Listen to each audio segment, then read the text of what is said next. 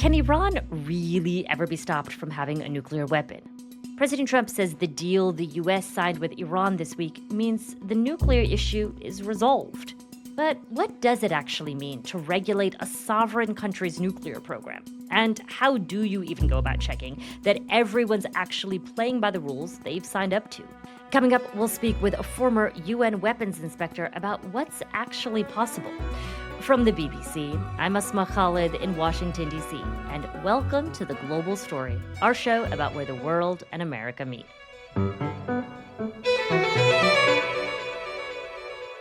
My name is David Albright. I'm president of the Institute for Science and International Security, and I run an organization. It's, I guess in DC terms, a think tank. As a result of world events, have spent a lot of the last 20 years looking at the Iran nuclear program. And prior to this world you've had in the think tank world, as you say, here in Washington, D.C., you were also a UN inspector, is that correct, in the 1990s? Yes, I was involved in the inspections in Iraq, and I think I was the only one picked from a non-governmental organization. David, before we dive into any of that, actually, I just want to start with the news. We heard President Trump this week say, again, that the United States would never let Iran have a nuclear weapon. He says that they have agreed to that. That is what the Trump administration is saying. You're a former weapons inspector. When you hear that, what's your reaction? My initial reaction is that I'm very happy they have a deal. I mean, Okay. it's a working document. It's more of a political agreement than a technical agreement. And I think that it does open up a possibility that the Middle East can change fundamentally. But a verification of that is going to be a principal point. And that can be a rough road. I want to talk about what's going on right now in Iran and what we might expect in terms of an effort to monitor Iran's nuclear program moving forward. But first, David, you were somebody who monitored this all with the United Nations. Can you just explain to me what nuclear inspectors are for? I imagine a lot of listeners are unfamiliar with this as a job. Do nuclear inspectors inspect all countries? Most of the inspection effort is centered on the Nuclear Non-Proliferation Treaty, ratified in 1970, that commits countries not to build nuclear weapons, and it offers these countries a great deal. Your neighbors won't have nuclear weapons. You can live in a safer environment because they don't have them. And when did Iran sign the Nuclear Non-Proliferation Treaty? Yeah, I don't remember the actual date, but it was back in the 70s. It was one of the earlier signers of the Non-Proliferation Treaty. Now, 5 countries had nuclear weapons there, plus Israel: the United States, Russia, Britain, France, and China. And then later, Israel obtained nuclear weapons, and then India and Pakistan also obtained nuclear weapons and have not joined the Non-Proliferation Treaty. They're called acknowledged nuclear weapon states. So it's evolved into a pretty elaborate system where countries allow these inspectors to come in and look at their nuclear facilities, more importantly, look at their what we call nuclear material, and make sure that it's all there. And more importantly, these countries provide a declaration. This is our complete and accurate description of our nuclear program. And one of the jobs of the inspectors is it really complete, or is something left out? David, I want to ask you about your work as a weapons inspector. What did your role actually look like? I'm an analyst, and Okay. we're looking to find secret activities. Iraq was vehemently denying it had a nuclear weapons program. Until about 1995, they denied they had a nuclear weapons program. And so you had a situation where the evidence was mounting that they had a nuclear weapons program. They're denying it. Saddam invaded Kuwait. And when that was during the first Bush administration. So in 91, there was a ceasefire agreement that imposed on Iraq a commitment to get rid of all its nuclear programs. And in 95, Iraq decided to come clean and revealed that it did have a nuclear weapons program. It had a very robust gas centrifuge program, much of which we didn't understand. And so they provided a new declaration that describing all their work, prior to 91. This was 1,500 pages long, littered with technical detail, procurement, names of companies. It was, and so I was involved in verifying that declaration. And so I went to meet the heads of these programs and also the people in the programs. I would meet the head of the whole program, a man named Jafar.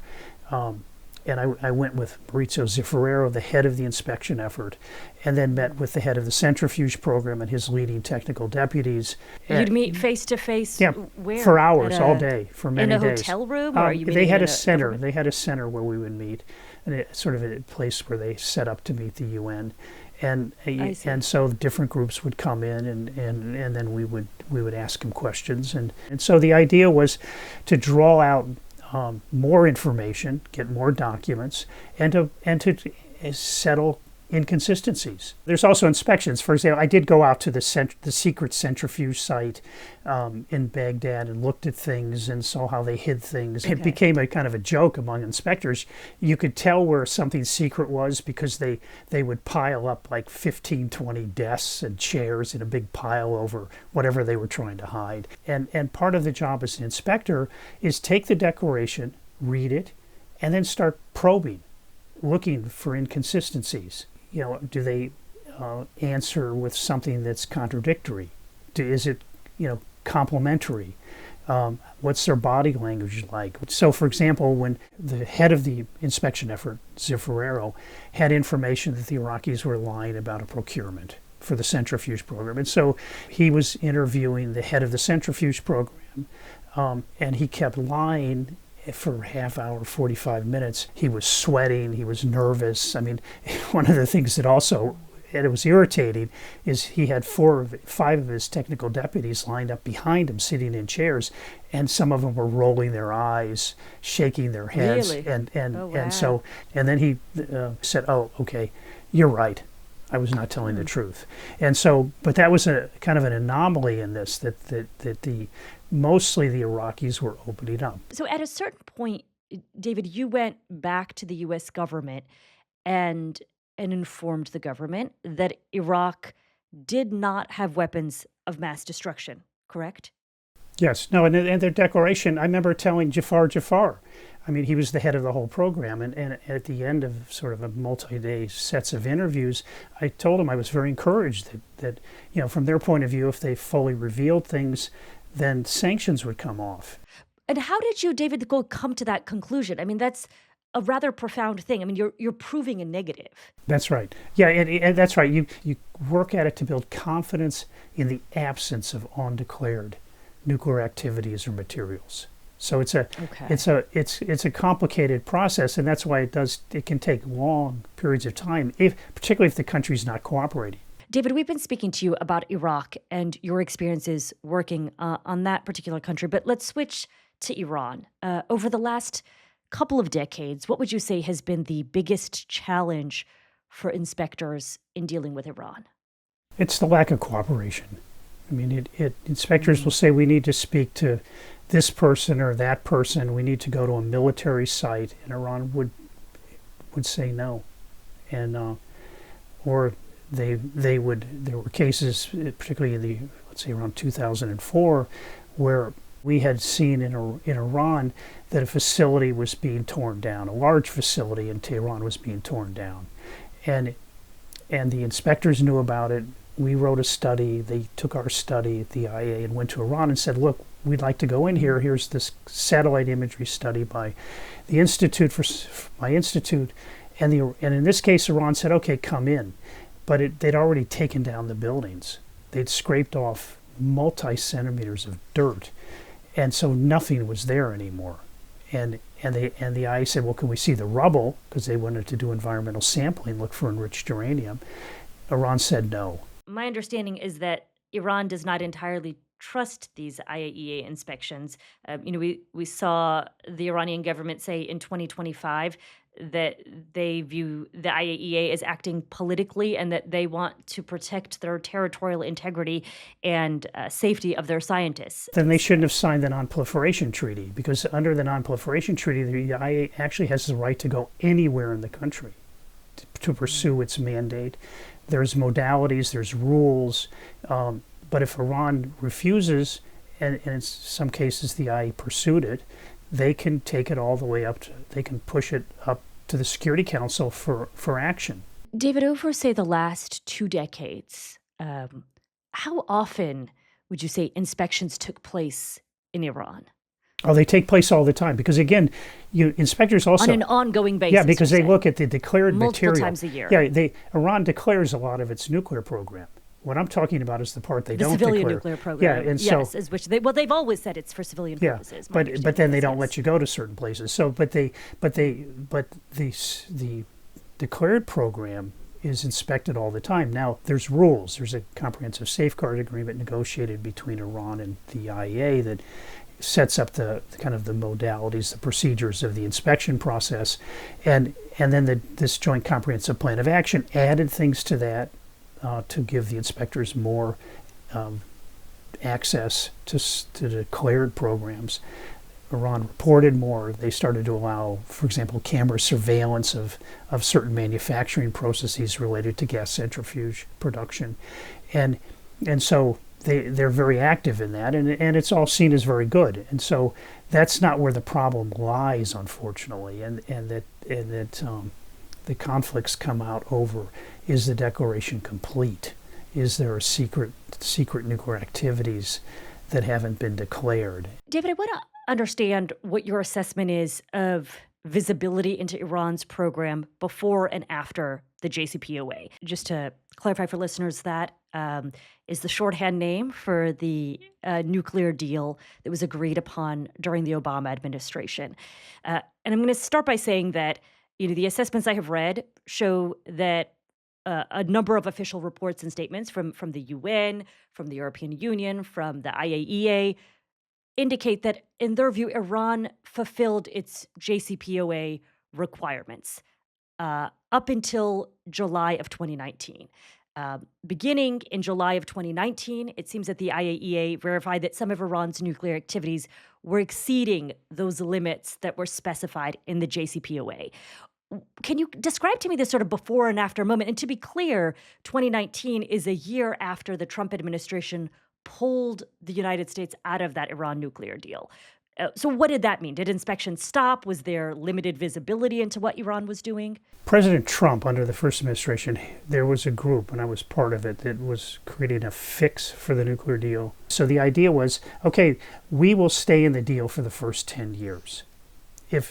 But we will have and it was going to be a congressional law, unsure if we could ever get it passed, but a congressional law that would say, okay, at the 10-year mark, the president goes to Iran and says, okay, we will snap back sanctions on Iran if you refuse to negotiate an amended deal.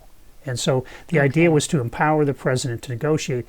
And what was done was to get the Europeans were drawn in and had more or less agreed to this approach. And so when Trump left almost from day, just with very short notice, everyone was shocked.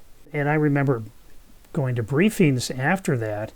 And again, I emphasize it was not in the government. I mean, this is an outsider, but I went to a briefing after, and I basically was told they had no plan. And what I was told is Who had no plan? You're saying the Trump administration had no plan? Because this happened so quickly, and they said, I was told they will not build up their nuclear program. And so I mentioned these centrifuge people in Iraq were kind of rolling their eyes when their head was lying to the chief inspector.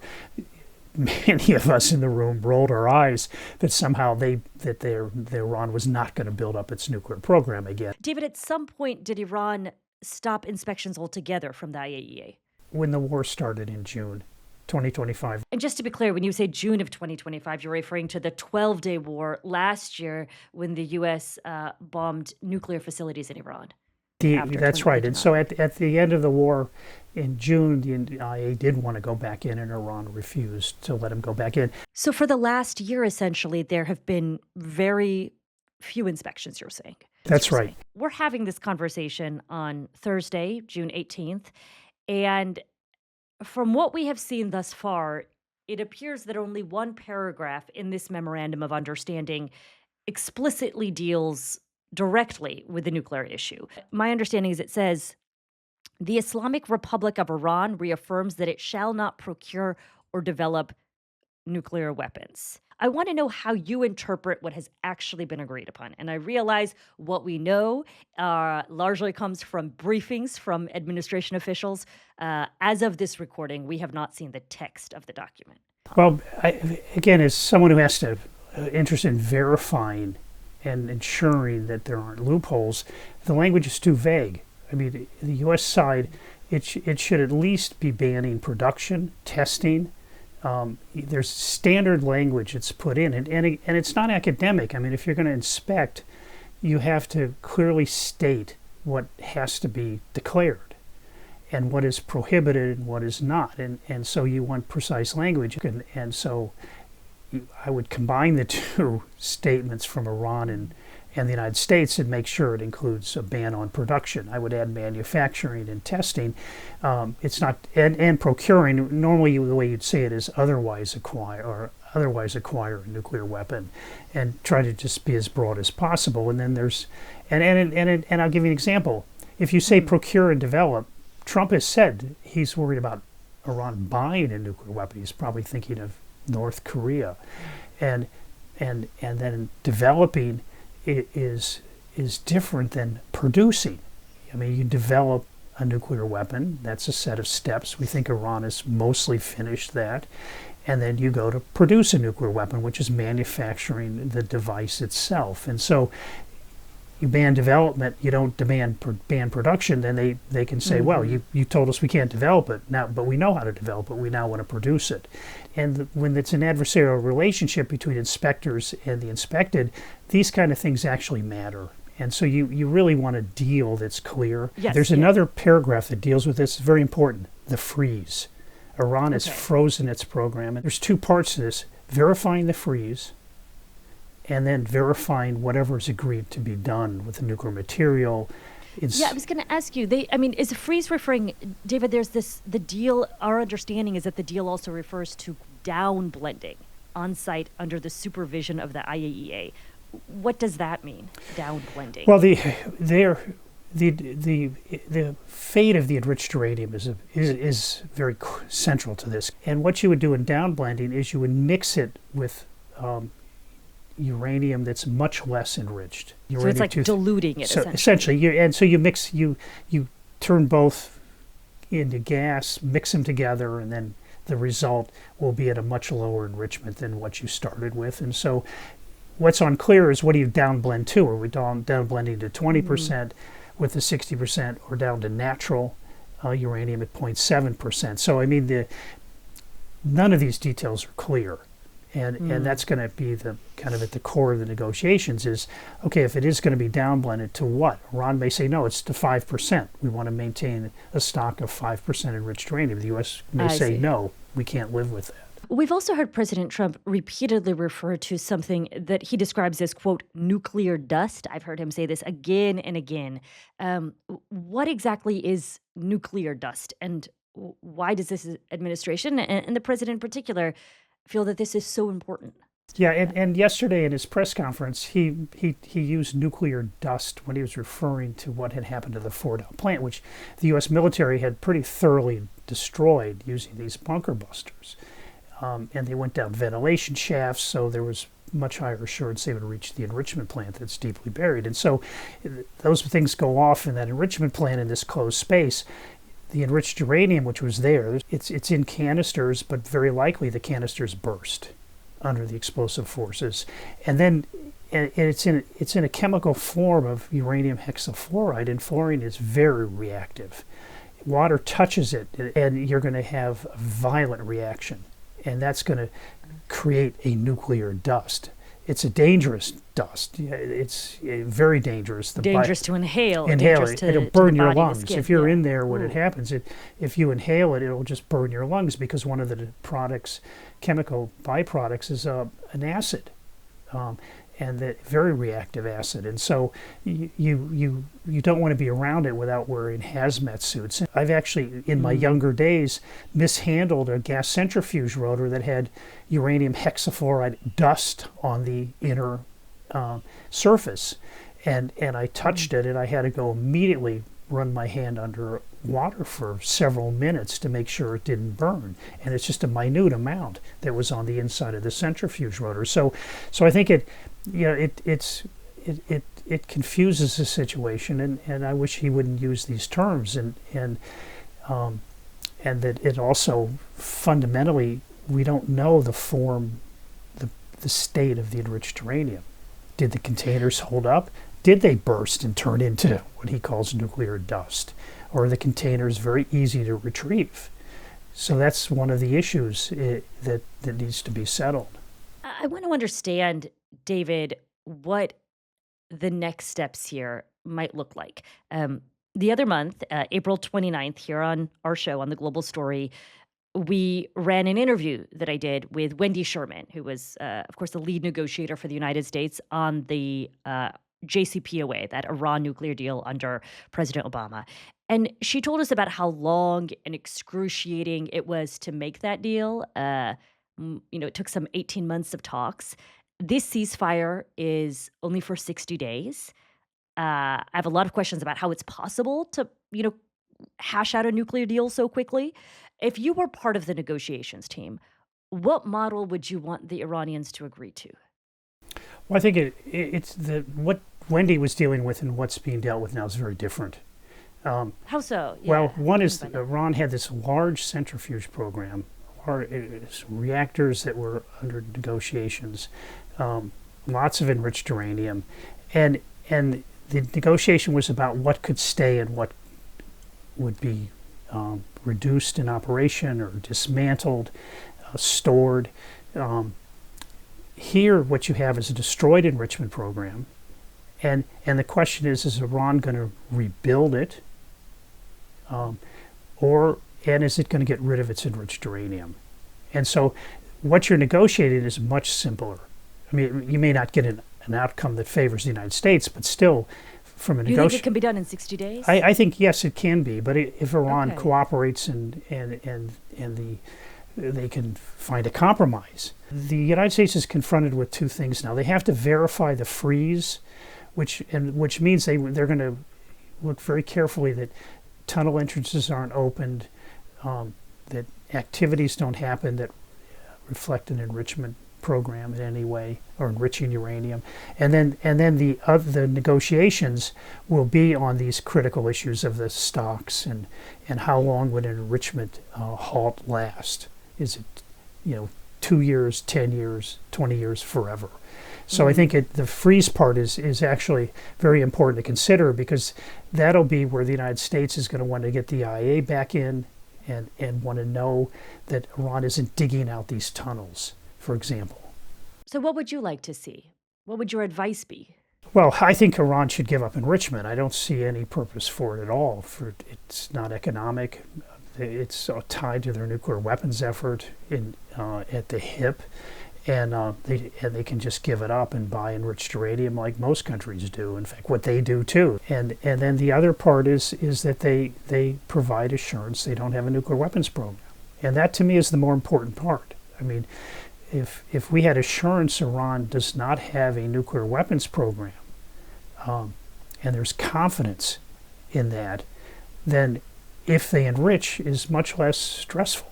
I mean, Netherlands enriches, Brazil enriches, Germany enriches, and we're not... I mean, I imagine Iran would see it as their right, like many countries, to enrich uranium. Sure, but they have a lot of rights that are better not to exercise. That it makes more sense to look at it economically and politically and diplomatically and not get hung up on a right. And also, Iran is a violator of the Non-Proliferation Treaty. I mean, that's what the IAEA has been certifying and stating, and that's what was the situation before the JCPOA.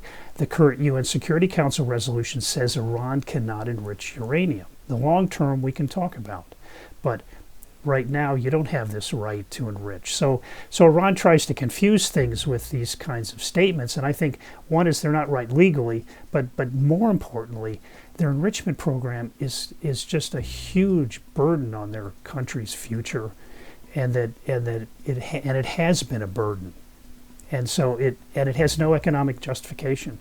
There's absolutely none. And so I think it's better if they give it up. Well, on that note, David, I just want to say thank you for joining us on The Global Story. We appreciate it. Okay, thank you. That's it from The Global Story today. And we've got one quick note before you all go. We are working on a special series that dives into the United States' big 250th anniversary that's coming up soon. And we'd love to hear from you all who watch the show and appreciate The Global Story. We want to know how you think America has changed your life personally in these last 250 years. Is there something about the U.S. policy, its people, that has impacted you personally? As always, our email address is theglobalstory@bbc.com. And thanks for tuning in. We'll talk to you again soon.